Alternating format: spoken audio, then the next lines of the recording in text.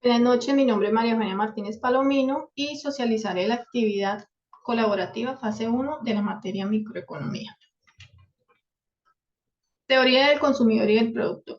Teoría del consumidor. La teoría del consumidor es un caso particular de la teoría de elección. Este artículo explora las proposiciones fundamentales que explican en el comportamiento de un agente consumidor y luego se expresan en términos de la función de utilidad. Comportamiento racional. Es un comportamiento racional, es aquel en que se elige deliberadamente el mejor medio disponible para alcanzar una meta dada, que se persigue también deliberadamente. De la meta surge de un conjunto de preferencias ordenadas, es decir, transitivas, de modo que prefieren a A sobre B que B sobre C. Es inevitablemente preferir a A sobre C y no a B. Preferencias o supuestos básicos. Se define como una relación ordinal de distintos estados entre los que el individuo puede elegir. Dada una alternativa entre los dos bienes o conjuntos de bienes, el individuo debe saber cuál es el par de la comparación que prefiere. Para las preferencias se representa como una ordenación y no como una relación cardinal. De esta manera se señala y no hay necesidad de manifestar la intensidad de preferencias, como tampoco resulta necesario especificar una magnitud que indique cuántas veces se prefiere un elemento de la composición al otro, de la comparación al otro. Axiomas. El axioma es la definición de preferencias estrictas en términos de la preferencia débil. A pesar de que esta teoría tiene una axiomatización universal, ya que todos sus axiomas solo involucran cuantificadores universales. Bajo esta metodología, primero debemos especificar el lenguaje formal en el cual expresamos los axiomas de nuestra teoría económica. Restricción presupuestales. Muestra todas las combinaciones de bienes con las que la cantidad total de dinero gastada es igual a la renta. Presenta, por tanto, todas las posibilidades de consumo disponibles con la renta y los precios de los bienes dados. Precios del mercado. Es el valor que se le asigna a un producto o servicio que ofrece una empresa después de realizar un estudio de mercado y saber cuánto está dispuesto a pagar el consumidor por el producto. Relación marginal de sustitución. Nos indica la cantidad de bien representado en ordenadas a la que está dispuesto a renunciar un consumidor para obtener una unidad del bien representado en el eje de las abscisas. La relación marginal de la sustitución desciende conforme nos desplacemos hacia abajo a lo largo de una curva de indiferencia, por lo que las curvas de indiferencia son convexas respecto del origen. Clasificación de los bienes. En una primera constancia nos permitimos apreciar que existen múltiples variedades de bienes, cada uno de ellos con características particulares que los diferencian de los demás. De lo anterior fluye que dicha variedad de bienes puede ser agrupada desde las más múltiples perspectivas a partir de una constatación de la realidad. Sin embargo, debe apreciarse que no todas estas clasificaciones responden a los objetivos que un sistema de clasificación de los bienes debe cumplir en un sistema jurídico actual. Bienes sustitutos. Son bienes que suelen ser diferentes entre sí, pero logran satisfacer la misma necesidad del consumidor y es el consumidor quien toma la decisión de qué producto quiere. Bienes perfectos. Son los que se usan para alcanzar el mismo fin y logran la misma satisfacción. Es cuando el individuo le es completamente indiferente uno del otro. Bienes imperfectos. Son aquellos que cumplen la misma función, pero no logran que el consumidor quede satisfecho. Bienes complementarios. Dos bienes son complementarios perfectos cuando han de consumirse conjuntamente en proporciones fijas.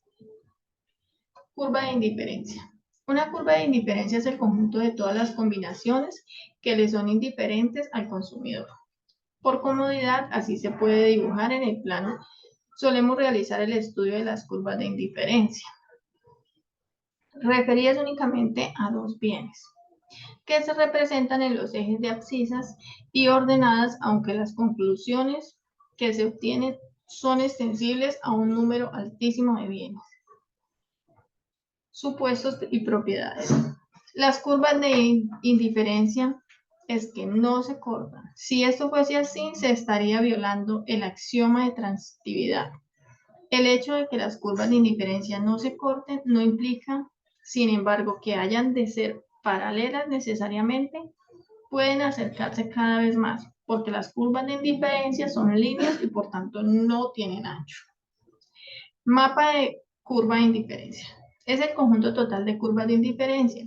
Si lo tenemos, sabremos todo acerca de las preferencias de un individuo. Preferencias del consumidor. Son aquellos gustos que tienen los consumidores al momento de elegir un bien o un servicio y que se ven influenciados por el precio, la calidad o la marca. Factor de decisión del consumidor. Hay muchos factores que se toman en cuenta para que los consumidores elijan un bien o un servicio, tales como precio, calidad, capacidad adquisitiva del consumidor. Utilidad y elección. Función de utilidad y elección y su representación gráfica. Utilidad. Su estudio se centra en cómo distribuirá la renta a un individuo que actúa con racionalidad económica entre las distintas posibilidades de consumo con las que se constancien, asumiendo que buscará maximizar su utilidad total. Utilidad total y marginal. La utilidad total es creciente. La utilidad marginal es decreciente. Según esta ley, los consumidores adquieren diferentes cantidades de los distintos bienes hasta que se produzca una igualdad entre la unidad marginal que cada uno le proporciona, dividido por el precio que le cuesta comprarlo. De esta manera, si el precio de un bien aumenta, su cociente disminuirá. Para restaurar la igualdad sería necesario consumir menos de ese bien y más de los demás. Al consumir menos de ese bien, su utilidad marginal crecería, por lo que se tendría que restablecer el equilibrio. Asimismo, al consumir más unidades de otros bienes, la utilidad marginal de los mismos disminuiría, por lo que actuaría de la misma forma teniéndose a recuperar la igualdad inicial. Funciones de utilidad. Centra su estudio en cómo distribuir la renta de un individuo, como lo habíamos hablado anteriormente, que actúa con racionalidad económica entre las distintas posibilidades de consumo con las que contasen en el momento, asumiendo que buscará maximizar su utilidad total. Así se asume que los consumidores actuarían conforme al principio equimarginal, también conocido como la ley de igualdad de las utilidades marginales ponderadas. Funciones de producción y sus aplicaciones. La industria portuaria se caracteriza por la gran diversidad de actividades que la componen, el sector público y el sector privado. Suelen convivir en esta industria de forma que el primero regula las actividades que las empresas privadas desarrollan en el ámbito portuario. Producto total. Es la cantidad de bienes que producen todos los trabajadores. Producto marginal. Se define como el aumento de costos totales necesarios para producir una unidad adicional del bien. Producto promedio. Es el promedio que produce cada trabajador. Rendimientos y decrecientes. Es la disminución de ingresos marginales de la producción de una empresa. Cada vez que se aumenta un factor producido sin que se alteren otras determinantes. Costos de producción y sus etapas. El costo se define como el valor sacrificado para adquirir bienes o servicios, que se mide en dólares mediante la reducción de activos o al incurrir en pasivo. En el momento en que se obtienen los beneficios, en el momento de adquisición, el costo que incurre es para lograr beneficios presentes o futuros. Cuando se utilizan estos beneficios, los costos se convierten en gastos. Un gasto se define como un costo que ha producido un beneficio y que ha expirado. Isocuantas. Son líneas que representan las combinaciones de factores con las que se obtiene el mismo nivel de producción. Isocosto.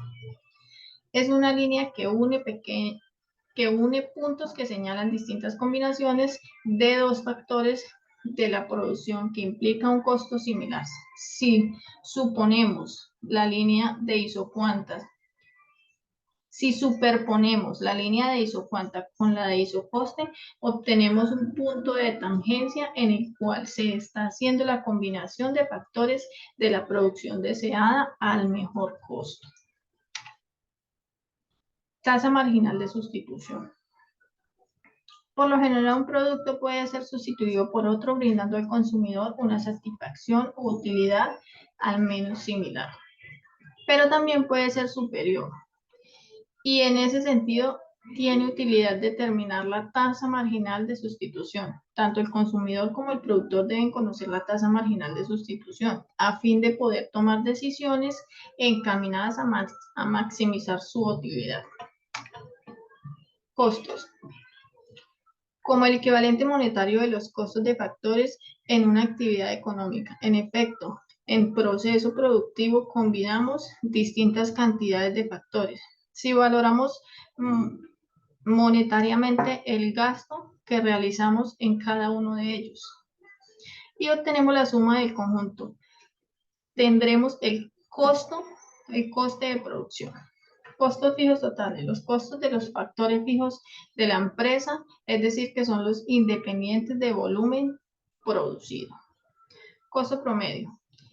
Es el cociente entre el costo fijo, que como dijimos, es una constante, y la calidad y la cantidad que crece a lo largo del eje de las abscisas.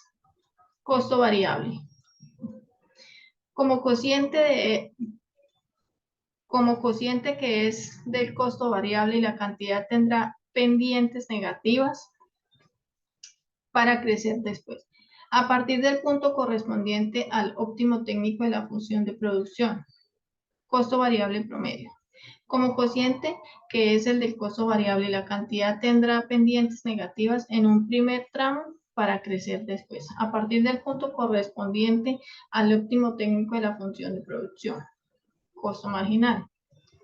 Es el coste derivado de producir una unidad adicional, dado que el costo fijo no depende del nivel de producción. El coste marginal será también el aumento del costo variable en que incurrimos a producir una unidad adicional matemáticamente.